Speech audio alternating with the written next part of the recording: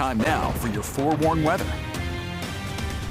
Okay, let's talk weather. We've gotten lucky the past few days. It's been nice. It has been nice, Seth. Yeah, it really has been nice. Today's a nice day too, but we do have those clouds coming in and brings a couple of concerns, but don't be too concerned because it's not a whole lot of moisture associated with this, but we are seeing some drizzles. This is a live view from Utah Lake. If you look very, very closely, you can barely make out a light drizzle from droplets on the lake, but nothing too bad. You probably won't need an umbrella or a jacket on your way out. You might want to bring one just in case, though. Temperatures are starting to drop thanks to this increase in cloud coverage and moisture. We're in the 50s across the Wasatch Front as well as up in Cache Valley. St. George at 77 degrees.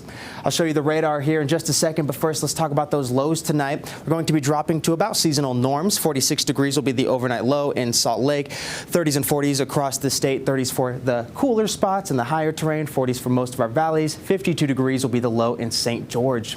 Hey, if you're going to the game here soon, the Jazz forecast not looking too bad. A little bit on the chilly side. Just grab a jacket. 58 degrees on your drive in. On your way out, the clouds will split a little bit, but the temperatures will stay cold at 52 degrees on your way out of the Jazz game this evening. But no precipitation expected with this. All right, now let's take a look at Cedar City. You see a little bit of a rain shower there in the higher terrain. Cedar City itself not looking at any precipitation, but a lot of these showers are being forced by mountains. You can see that there, the southern mountains, that forcing, allowing for that precipitation down there. There's that rain that we saw in the Cedar City camera. We have some moisture towards Paiute and Sevier counties. Joab, Millard, and the south end of Tooele County also looking at some rain showers. And then here is what it looks like in Utah County. The camera I showed you earlier was right around here. So we do have a little bit of a drizzle towards Provo, just south of Pleasant Grove. But we won't see that last for very long. Now, we do have the chance of some wet weather tomorrow, making it all the way up here to the south end of the Wasatch Front, but the bulk of it is going to be in southwestern Utah. As we get into tomorrow afternoon and evening, however, that potential shifts eastward, impacting south central and southeastern Utah the most, but northeast Utah could also see a little bit of activity. We do have the threat of some flash flooding tomorrow, so if you do want to go out and enjoy some of our outdoor recreation areas, Red Cliff, Snow Canyon, Zion National Park, and maybe Glen Canyon are going to be your best bet, but you do still need to be weather aware because even in those areas we could see a couple of showers.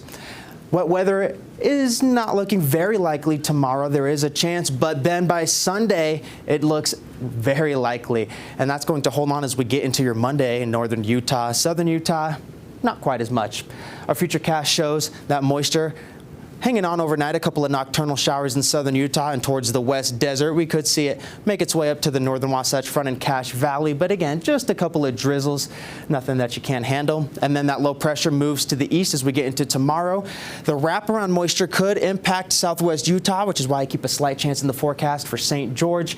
And then it moves to the east and showers hold on in eastern Utah as we get into the evening, but clear on out Thursday night. Friday's looking really nice. And then we have a system coming in from the Pacific Northwest, bringing a cold front, and then a little bit of prefrontal moisture could spell some showers late Saturday night. Our upper level futurecast shows that low pressure system moving over the south end of Utah. High pressure builds, making for pleasant conditions on your Friday, but it doesn't last too long, at least not up here in the north, because this system will skim to the north of us. We'll catch the southern end of it, and we're going to see valley rain and mountain snow. That's how you know we're in the thick of autumn when we're saying that.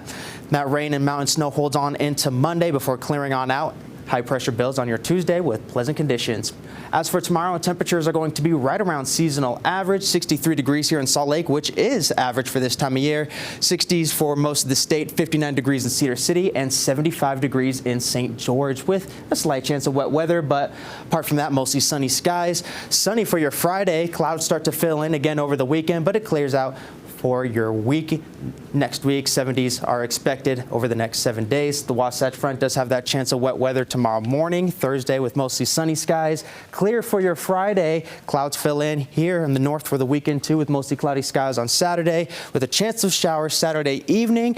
Rain showers becoming more widespread on your Sunday, becoming more isolated on Monday, but they'll still be around. Temperatures going from the 70s on Saturday all the way to the 50s. A lot of drop. Yeah. Wow. Okay, we'll keep an eye on that.